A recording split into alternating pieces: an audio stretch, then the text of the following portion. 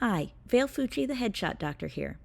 To celebrate the amazing deals that Evoto has going on this summer, I want to go through some of the really cool new features that their most recent update has for us.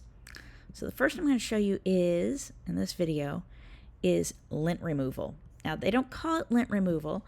They go under clothes and accessories adjustments here, and they call it de-blemish clothing. It's definitely a lint remover if you forgot your lint roller there that day. So if I just move this up, you can see if it does it a little bit here, go into more, just with everything of bringing up of anything in Evoto. You don't necessarily want to go all the way to 100 right away. That might be more than you want. You want to tweak it till you get it just where you're seeing that amount of it taking care of what you want to be removed before going all the way.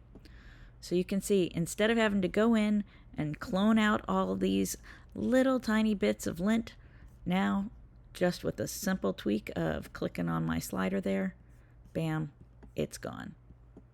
So thank you, Evoto, for listening to your clients and making the brand new de-blemish clothing, which is really just a, lint remover.